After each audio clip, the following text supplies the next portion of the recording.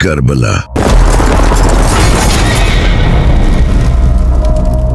ایک ایسا ریولوشن جس کی وجہ سے کئی بڑی گورنمنٹ تک الٹ گئی، جیسا کہ ایران اور سیریا۔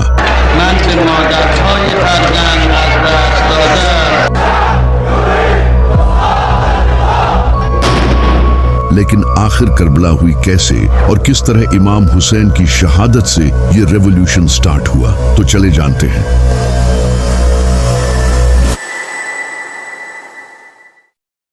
جب یزید کو معاویہ نے امام حسن علیہ السلام کی ٹریٹی توڑ کر خلیفہ بنا دیا تو اپنی موت سے پہلے معاویہ نے اپنے بیٹے یزید کو وارن کیا اور کہا کہ حسین سے ہوشیار رہنا، اگر یہ تیرے خلاف کھڑا ہوا تو تو نہیں بچے گا۔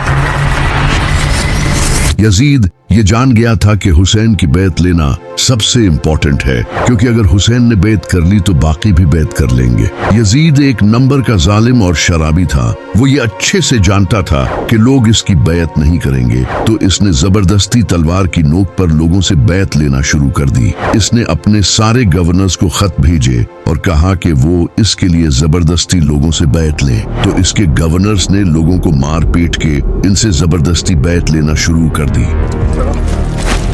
تبھی مدینہ کا گورنر ولید بن عتبہ نے امام حسین علیہ السلام کو رات کے وقت سیکریٹلی بلایا اور کہا کہ وہ یزید کی بیعت کر لیں، لیکن امام حسین علیہ السلام نے کہا کہ میں کبھی بھی یزید کی بیعت نہیں کروں گا۔ یہ کہہ کر امام حسین اسی رات اپنی فیملی کو لے کر مکہ چلے گئے، جہاں وہ کئی مہینوں تک رہے۔ جب امام حسین علیہ السلام مکہ میں تھے تو وہاں انہیں کوفے کے کئی لوگوں نے خط بھیجے اور کہا کہ ہمارا آپ کے سوائے کوئی امام نہیں، آپ ہمارے پاس آئیں، ہم آپ کا ساتھ دیں گے اور اس یزید کے خلاف لڑیں گے۔ تو امام حسین علیہ السلام نے مسلم بن عقیل کو کوفہ کی سچویشن کا جائزہ لینے کے لیے بھیجا۔ مسلم بن عقیل کوفہ پہنچے اور وہاں کے لوگوں نے ان کا اچھے سے ویلکم کیا اور 18,000 سے زیادہ لوگوں نے امام حسین کے ہاتھ پر بیعت کرنے کا وعدہ کیا۔ جب یزید کو یہ پتا چلا کہ میرے خلاف لوگ فوج کھڑی کرنے والے ہیں تو اس نے فوراً کوفہ کے گورنر نعمان بن بشیر کو ہٹا کر ان کی جگہ عبید اللہ بن زیاد کو گورنر بنا دیا تاکہ وہ وہاں جا کر اس موومنٹ کو ختم کر سکے۔ تو عبید اللہ بن زیاد بڑی ہی چالاکی سے رات کے اندھیرے میں امام حسین کی طرح کے کپڑے پہن کر اور اپنا منہ چھپا کر کوفہ میں انٹر ہوا۔ جب لوگوں نے اسے دیکھا تو انہیں لگا کہ امام حسین انہیں لیڈ کرنے آئے ہیں۔ لوگ خوشیاں منانے لگے اور اس کے ہاتھ چومنے لگے۔ اس وقت الیکٹریسٹی تو ہوتی نہیں تھی تو رات کے وقت کسی کو پتہ نہیں چلا۔ عبید اللہ بن زیاد کوفہ کے محل میں انٹر ہو گیا اور اگلے ہی دن اس نے اپنی اصلیت لوگوں کے سامنے ظاہر کر دی اور کہا کہ جو بھی حسین کا ساتھ دے گا اس کا انجام بہت برا ہوگا۔ اس نے مسلم بن عقیل کو بھی پکڑ لیا اور انہیں محل کی چھت سے پھینک کر شہید کر دیا، اور جو بھی لوگ امام حسین کا ساتھ دینے والے تھے ان میں سے کئی لوگوں کو شہید کر دیا اور کئی لوگوں کو جیلوں میں ڈال دیا۔ امام حسین علیہ السلام اس وقت تک کوفے کی طرف اپنی فیملی کے ساتھ نکل چکے تھے، کیونکہ وہ پچھلے 4 مہینوں سے مکہ میں ٹھہرے ہوئے تھے اور حج کے موقع پر کئی ہزار مسلمان آ کر انہیں فالو کرنے کا وعدہ کر رہے تھے۔ یزید کو جب یہ پتا چلا تو اس نے اپنے کچھ بندے احرام کی حالت میں امام حسین علیہ السلام کو شہید کرنے کے لیے بھیجے۔ جب امام حسین کو اس کا پتا چلا کہ یزید نے انہیں مارنے کے لیے جاسوس بھیجے ہیں تو انہوں نے مکہ چھوڑنے کا فیصلہ کیا اور جانے سے پہلے خطبہ دیا اور کہا کہ جو ہمارا ساتھ دے گا وہ شہید ہوگا اور جو پیچھے رہ جائے گا وہ کبھی بھی اس عظیم کامیابی کو حاصل نہیں کر سکے گا۔ یہ کہہ کر امام حسین علیہ السلام کوفے کی طرف روانہ ہو گئے، لیکن انہیں یہ نہیں پتا تھا کہ کوفہ میں عبید اللہ بن زیاد نے قبضہ کر لیا ہے۔ ان کے کئی ساتھیوں نے انہیں وہاں جانے سے منع بھی کیا، لیکن امام حسین علیہ السلام ٹوٹل 70 سے 80 لوگوں کے ساتھ کوفہ کی طرف روانہ ہو گئے۔ وہ کسی جنگ کے لیے نہیں جا رہے تھے بلکہ اپنی فیملی کے ساتھ کوفہ کے لوگوں سے ملنے جا رہے تھے۔ یہ عظیم قافلہ ریگستان میں اپنے سفر پر روانہ تھا کہ تبھی انہیں مسلم بن عقیل کی شہادت کی خبر ملی، جسے سن کر ان کے کئی ساتھیوں کا مورال ٹوٹ گیا اور کچھ لوگوں نے واپس جانے کا سوچا۔ تو امام حسین علیہ السلام نے انہیں کہا کہ ہم اللہ کی طرف سے آئے ہیں اور ہمیں اسی کی طرف لوٹ کر جانا ہے، ہمیں ये सफर पूरा करना है और मैं वापस नहीं मुड़ सकता। तो इसके बाद इनका काफिला वापस से कूफे की तरफ रवाना हो गया। तभी रास्ते में एक जगह जब काफिले ने क़याम किया तो इमाम हुसैन सो रहे थे। तभी उन्होंने ख्वाब में अपने नाना नबी सल्लल्लाहु अलैहि वसल्लम को देखा। आपने इमाम हुसैन अलैहिस्सलाम को फरमाया, ए हुसैन आगे बढ़ो, अल्लाह तुम्हें शहीद देखना चाहता है। तो इमाम हुसैन अलैहिस्सलाम ख्वाब से उठे और आपने अपने साथियों से ये ख्वाब शेयर किया और उन्हें कहा कि जो वापस जाना चाहते हैं वो चले जाएं, क्योंकि अब जो मेरे साथ रहेगा वो मारा जाएगा। कुछ लोग छोड़ गए लेकिन बाकी इनके साथ रहे। तो काफिला फिर से अपनी मंजिल की तरफ रवाना हो गया। तभी रास्ते में इन्हें एक और काफिला दिखाई दिया जो कि ज़ुहैर बिन कैन का काफिला था। इनकी मुलाकात इमाम हुसैन से हुई। इस मुलाकात के बाद ज़ुहैर बिन कैन ने अपनी बीवी को तलाक दे दी और कहा कि तुम बाकी सबके साथ जाओ, क्योंकि मैं अब इमाम हुसैन अलैहिस्सलाम के साथ अपनी जान दूंगा। वहीं दूसरी तरफ यजीद को ये पता चल चुका था कि इमाम हुसैन कूफा की तरफ रवाना हो चुके हैं। तो इस नापाक ने हुर बिन यजीद को 1000 के लश्कर के साथ इमाम हुसैन अलैहिस्सलाम के काफिले की तरफ भेजा। हुर बिन यजीद ने अपने लश्कर के साथ इमाम हुसैन के काफिले को रास्ते में ही एक जगह दरियाए फुरात के किनारे रेगिस्तान में रोक लिया। इमाम हुसैन ने अपने साथियों से पूछा कि ये कौन सी जगह है, तो उन्होंने बताया कि ये करबला है। इमाम हुसैन अलैहिस्सलाम की आंखों में आंसू आ गए और आपने फरमाया, यही वो जगह है जहां हमारा खून बहाया जाएगा। इमाम हुसैन अलैहिस्सलाम ने हुक्म दिया कि यहीं खैमे गाड़ दो, अब हम आगे नहीं बढ़ेंगे। ये वही जगह थी जहां से जब इमाम अली अलैहिस्सलाम जंगे सफीन से वापसी लौट रहे थे तो आपने यहाँ रुक कर फरमाया था, ऐ हुसैन, उस दिन सब्र करना जिस दिन तुम्हारा बाप तुम्हारी मदद के लिए तुम्हारे पास नहीं होगा। तुम करबला की जमीन पर सब्र करना, क्योंकि वहां तुम्हें अकेले मौत का सामना करना पड़ेगा। तो जब 2 मुहर्रम के दिन इमाम हुसैन अलैहिस्सलाम के साथियों ने करबला में खैमे लगा लिए तो इसी वक्त यजीद ने 4000 के लश्कर के साथ अमर बिन साद को हुर बिन यजीद की फौज ज्वाइन करने भेजा। इससे हुर बिन यजीद की फौज और ज्यादा बढ़ गई। इसके अलावा भी अमर बिन साद यजीद से और ज्यादा लश्कर मंगवाने लगा, जिसके बाद इसकी फौज 1000 से 30,000 हो गई। वहीं दूसरी तरफ इमाम हुसैन के साथ इनके सिर्फ 70 साथी थे। लेकिन आखिर क्यों अमर बिन साद इतनी ज्यादा फौज मंगवा रहा था जबकि सामने सिर्फ 70 थे और इनमें से भी कई बच्चे और औरतें थीं? इसकी वजह ये थी कि इन 70 लोगों में एक इंसान था जिसका नाम था अब्बास। ये इमाम अली अलैहिस्सलाम के बेटे और इमाम हुसैन अलैहिस्सलाम के भाई थे। ये इतने बहादुर थे कि जब ये जंग में लड़ते थे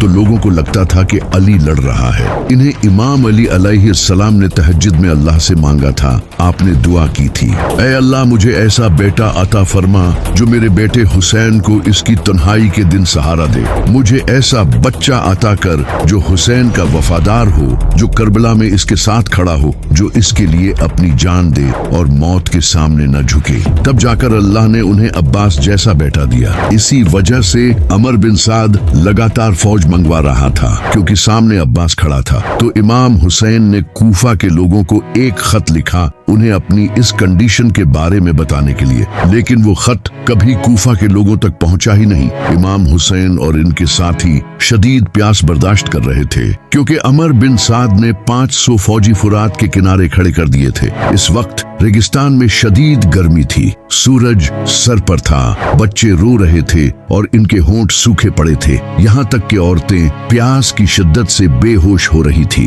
प्यास की वजह से इमाम हुसैन के साथी कमजोर हो रहे थे, लेकिन इनका जज्बा मजबूत था। इमाम हुसैन अलैहिस्सलाम के एक बेटे इमाम ज़ैनुल आबदीन अलैहिस्सलाम पहले ही बीमार थे। बीबी सकीना इमाम हुसैन के पास आकर बार बार पूछ रही थी कि बाबा पानी कहाँ है। इमाम हुसैन अलैहिस्सलाम ने दुश्मनों को पैगाम भेजा कि अगर तुम्हें मुझसे दुश्मनी है तो इन बच्चों और औरतों को तो पानी पीने दो, इनका क्या कसूर है। लेकिन उनका आगे से जवाब आया कि हमें उबैदुल्लाह बिन ज़ियाद ने सख्त ऑर्डर दिया है कि इन्हें एक बूंद भी पानी नहीं देना। अगले दिन 8 मुहर्रम को इमाम हुसैन अलैहिस्सलाम ने अमर बिन साद से निगोशिएशंस करने की कोशिश की, लेकिन इनकी एक ही डिमांड थी कि यजीद की बैत करो, जो कि इमाम हुसैन कभी करने को तैयार नहीं थे। प्यास की वजह से दिल की धड़कन तेजी से बढ़ रही थी, खून गाढ़ा होने की वजह से बॉडी को पंप करने में मुश्किल हो रही थी, ब्रेन फंक्शंस कम हो रहे थे,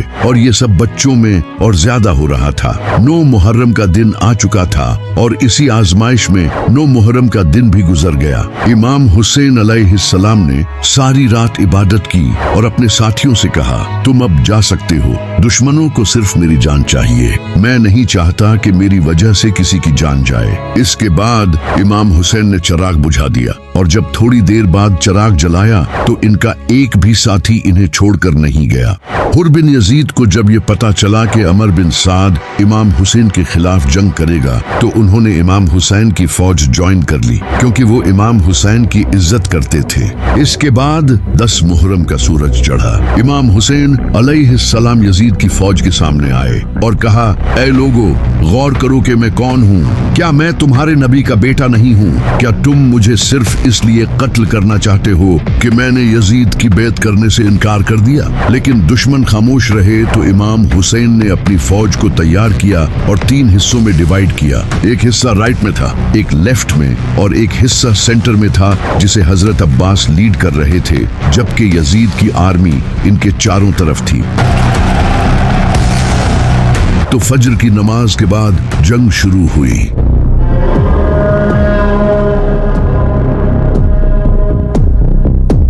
इमाम हुसैन अलैहिस्सलाम के कई साथी एक एक करके शहीद होते रहे। जब इमाम हुसैन के साथी शहीद हो गए तो इमाम हुसैन अलैहिस्सलाम के खूबसूरत बेटे जनाब अली अकबर, जो कि नबी सल्लल्लाहु अलैहि वसल्लम के हम शक्ल थे, वो मैदान में आए और पुकारने लगे, मैं हूँ अली, अली के बेटे हुसैन का बेटा। हम नबी के घर वाले हैं और अल्लाह की कसम हम कभी भी बातिल के सामने नहीं झुकेंगे। जब यजीद की फौज ने जनाब अली अकबर के चेहरे को देखा तो वो खामोश हो गए। कुछ ने तो नजरें नीची कर ली और कुछ ने अपने चेहरे फेर लिए, क्योंकि जनाब अली अकबर नबी सल्लल्लाहु अलैहि वसल्लम के हम शक्ल थे। ऐसा लग रहा था जैसे नबी सल्लल्लाहु अलैहि वसल्लम ही मैदान में आ गए हों। इसके बाद वो आगे बढ़े और एक के बाद एक दुश्मन को मारते गए, लेकिन दूर से किसी ने इनके सीने में नेजा मारा, जिसके बाद वो नीचे गिरे और इमाम हुसैन को पुकारने लगे। इमाम हुसैन पूरी तेजी से इनके पास आए और इन्हें उठाकर कहने लगे, ऐ अल्लाह, तू गवाह रहना, इन्होंने उसे भी शहीद कर दिया जो सूरत में तेरे नबी से सबसे ज्यादा मिलता था। इसके बाद इमाम हसन अलैहिस्सलाम के बेटे जनाब कासिम अलैहिस्सलाम ने इमाम हुसैन से जंग की इजाजत मांगी, तो इमाम हुसैन अलैहिस्सलाम ने कहा, ऐ कासिम, तुम ही इकलौते अपने बाप की निशानी हो, मैं तुम्हें कैसे जाने दे सकता हूँ? तो जनाब कासिम अलैहिस्सलाम ने कहा, चचा जान, आपके लिए मुझे मौत शहद से भी ज्यादा मीठी है। इमाम हुसैन अलैहिस्सलाम ने इन्हें गले लगाया और रोने लगे। तो फिर जनाब कासिम मैदान में आए और बड़ी बहादुरी से लड़े, लेकिन कुछ देर बाद किसी ने पीछे से इन पर हमला किया और वो भी शहीद हो गए। इमाम हुसैन अलैहिस्सलाम इनके पास गए और इनके जिस्म को उठाया। इसके बाद इमाम हुसैन के 2 भतीजे भी शहीद हो गए। हजरत अब्बास अलैहिस्सलाम भी जंग में मसरूफ थे। जब उन्हें बच्चों के रोने की आवाज आई तो उन्होंने इमाम हुसैन अलैहिस्सलाम से पानी लाने की इजाजत मांगी। इमाम हुसैन ने उन्हें इजाजत दे दी। इसके बाद हजरत अब्बास अलैहिस्सलाम अपने घोड़े पर सवार हुए और यजीद की आर्मी को चीरते हुए फुरात की तरफ बढ़े। वो रास्ते में आने वाले हर एक को खत्म करते गए और दरिया पर पहुंच गए। वहां पहुंचकर उन्होंने पीने के लिए अपने हाथों में कुछ पानी लिया, लेकिन जैसे ही उन्हें याद आया कि इनका खानदान प्यासा है तो उन्होंने पानी अपने हाथों से गिरा दिया। इसके बाद वो अपने मशकीजे में पानी लेकर अपने घोड़े पर बैठे और वापस खेमों की तरफ बढ़ने लगे, लेकिन तभी कुछ दुश्मनों ने इनके बाजू पर हमला किया और इनका एक बाजू काट दिया। उन्होंने दूसरे हाथ में मशकीजे को पकड़ लिया, लेकिन इनका दूसरा हाथ भी काट दिया गया। तो उन्होंने अपने मुंह में मशकीजे को पकड़ लिया, लेकिन इसके बाद उन्हें शहीद कर दिया गया। इमाम हुसैन हजरत अब्बास की तरफ बढ़े बढ़े तो उन्होंने कहा, भाई मुझे माफ करना, मैं आपके लिए पानी नहीं ला सका, और ये कहकर वो भी शहीद हो गए। इमाम हुसैन अलैहिस्सलाम इनकी इस शहादत से टूट चुके थे। इसके बाद इमाम हुसैन अलैहिस्सलाम अपने 6 महीने के बेटे अली असगर को इनके सामने लाए और कहा, मेरे लिए न सही, कम से कम इस बच्चे के लिए ही पानी दे दो। लेकिन एक जालिम ने जनाबे अली असगर के गले में तीर मारकर उन्हें शहीद कर दिया। इमाम हुसैन अलैहिस्सलाम ने जनाबे अली असगर के खून को ऊपर उछाला और फरमाया, ऐ अल्लाह, मेरी इस कुर्बानी को याद रखना।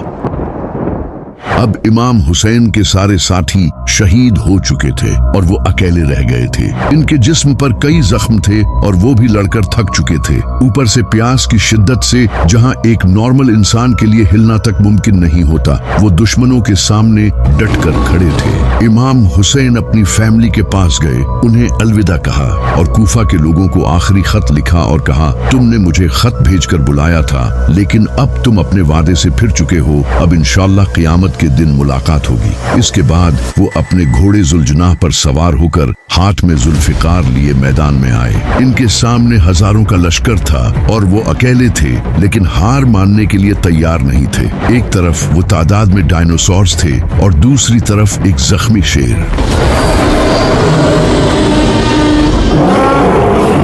इमाम हुसैन पूरी रफ्तार से फौज की तरफ बढ़े और अपनी तलवार से दुश्मनों को चीरने लगे। वो दुश्मनों की सफ़ें चीरते हुए आगे बढ़ते रहे। दुश्मनों की गर्दनें हवा में परिंदों की तरह उड़ रही थी। कई फौजी शौक हो गए। कुछ फौजियों ने कहा, हमने कभी किसी इंसान को इस प्यास और जख्मी हालत में लड़ते नहीं देखा। ये ऐसे लड़ रहा है जैसे ये इस दुनिया का नहीं है।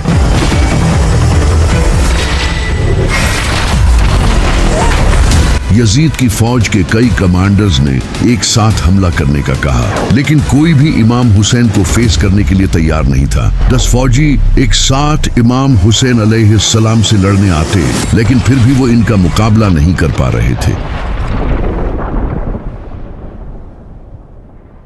ऐसा लग रहा था जैसे अली खुद जुल्फिकार लेकर मैदान में लड़ रहे हों। दूर खड़े अमर बिन साद ने जब ये देखा तो इसने ये देखकर अपनी फौज को कहा, चारों तरफ से हमला करो और हुसैन पर दूर से तीर बरसाओ। जब इमाम हुसैन पर हजारों तीर बरसे तो वो खुद को बचा न सके और इनका पूरा जिस्म तीरों से भर गया। इमाम हुसैन अलैहिस्सलाम अपने घोड़े से गिरे और सजदे की हालत में चले गए। इसके बाद वो शहीद हो गए। इमाम हुसैन की शहादत के बाद शिमर इमाम हुसैन अलैहिस्सलाम के पास आया और आपके सीना मुबारक पर इसने अपना नापाक पांव रखा और इसके बाद इमाम हुसैन अलैहिस्सलाम के सर को तन से जुदा कर दिया। इमाम हुसैन के खैमों को लूटा गया, इनकी औरतों और बच्चों को कैदी बना लिया गया। इमाम हुसैन की शहादत के बाद एक ऐसा रिवॉल्यूशन आया जो कि आज तक कायम है। इमाम हुसैन की शहादत का जब कूफा के लोगों को पता चला तो उन्होंने इमाम हुसैन की कब्र पर आकर कसम खाई कि वो यजीद के खिलाफ आखिरी दम तक लड़ेंगे। इनका इम्तिहान हमारी तलवारें लेंगी। इसके बाद उन्होंने यजीद के खिलाफ जंग की और शहीद हो गए। इसके बाद मक्का में अब्दुल्ला बिन जुबैर ने यजीद की बैत करने से इनकार कर दिया। यहाँ हम उनको रोकेंगे। जिसके बाद मक्का के मुसलमानों ने यजीद से जंग की और हजारों मुसलमान शहीद हुए। ना रहम करो। इसके बाद मदीना के लोगों ने भी यजीद की बैत तोड़ दी।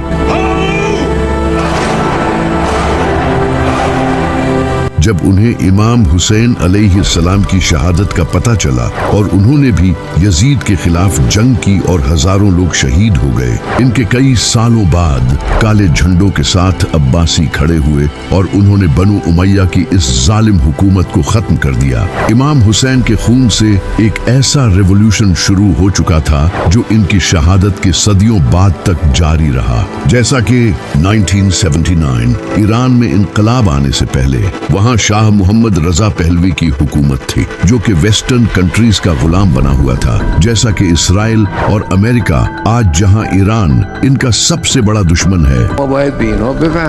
वहीं एक टाइम ऐसा भी था जब ईरान के इनके साथ काफी अच्छे रिलेशंस थे। On behalf of all of my fellow Americans in welcoming you to the United States. इस वक्त ईरान में फुल वेस्टर्न कल्चर था और रिलीजियस स्कॉलर्स तक को सप्रेस किया जाता था। तभी एक इंसान खड़ा हुआ जिसका नाम था अयतुल्लाह खोमीनी। खोमीनी ने लोगों को बताना शुरू किया कि हर दिन आशूरा का दिन है और हर जमीन करबला की जमीन है, यानी कि वो लोगों को ये कहने लगे कि हमें करबला की तरह इस यजीद के खिलाफ भी खड़ा होना पड़ेगा और ईरान में रिजीम चेंज लाना होगा। खोमीनी ने मजलिसों में लोगों को अवेयर करना शुरू किया। लोग इनकी बात समझने लगे और लब्बैक या हुसैन के नारे लगाने लगे। लोग इमाम हुसैन अलैहिस्सलाम के झंडे उठाने लगे और यहाँ तक कि कई हजारों मुसलमानों ने हुकूमत से लड़ने में अपनी जान तक दी। लोग इमाम हुसैन अलैहिस्सलाम की स्टोरी से मोटिवेट होने लगे और इसी तरह आयतुल्लाह खोमीनी ने ईरान की हुकूमत पलट दी, जिसके बाद ईरान में वेस्टर्न कल्चर खत्म करके इस्लामी हुकूमत लाई गई। ईरान की इस्लामी मूवमेंट से इंस्पायर होकर नाइजीरिया में शेख इब्राहिम ने भी शिया मूवमेंट स्टार्ट की। ये लोग भी इमाम हुसैन के नारे लगाने लगे और प्रोटेस्ट करने लगे, जिसे देखकर दिसंबर 2015 में नाइजीरिया की सिक्योरिटी फोर्सेस ने इन पर अटैक किया और 1000 से ज्यादा शिया मुसलमान शहीद हुए, जिसमें से 3 तो शेख इब्राहिम के बेटे थे। शेख इब्राहिम और उनकी बीवी को गोली मारी गई और बगैर किसी मुकदमे के इन्हें जेलों में डाल दिया गया। इसी तरह इराक के लोगों ने हुकूमत की करप्शन, गुर्बत और अमेरिका की फॉरेन इंटरफेरेंस से तंग आकर हुकूमत के खिलाफ प्रोटेस्ट शुरू कर दिए। Iraq is dealing with a fourth day of violent anti-government protest. ये प्रोटेस्टर्स खुद को हुसैन और हुकूमत को यजीदी बोलने लगे।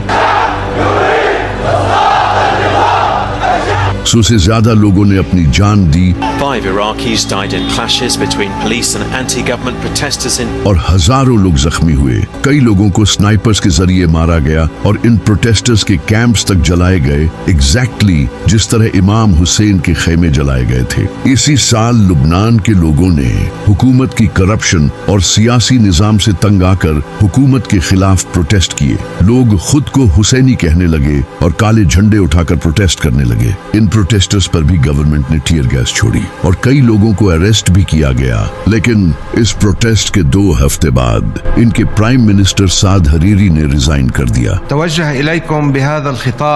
इसी तरह 2011 में बहरीनी प्रोटेस्ट हुए, जब बहरीन में शिया मेजॉरिटी पर सुन्नी हुकूमत थी और शिया को ऑप्रेस किया जा रहा था, तो उन्होंने भी प्रोटेस्ट शुरू कर दिए। इनके अलावा 2020 में इंडियन प्रोटेस्ट, इसी साल ब्लैक लाइव्स मैटर प्रोटेस्ट और पाकिस्तान में भी प्रोटेस्ट किए गए हैं, जिनके पीछे की इंस्पिरेशन करबला थी। यही वो रेवोल्यूशन है जो इमाम हुसैन ने अपने खून से शुरू किया, जिसे आज बहुत से लोग नहीं जानते। इस्लाम खुद एक पॉलिटिकल रिलीजन है। नबी सल्लल्लाहु अलैहि वसल्लम खुद एक पॉलिटिशियन थे। आपने काफिरों से डील की और इस्लाम को एस्टैब्लिश किया। इसी तरह पहले खलीफा हजरत अबू बकर रजी अल्लाह तआला अन्हु भी एक पॉलिटिशियन थे और हजरत उमर रजी अल्लाह तआला अन्हु, जिन्होंने रोमन और पर्शियन एम्पायर्स के खिलाफ जंगें की और इससे इस्लाम पूरी दुनिया में फैला। इमाम अली अलैहिस्सलाम भी पॉलिटिशियन थे, जो कि हजरत अबू बकर, उमर और उस्मान के दौर में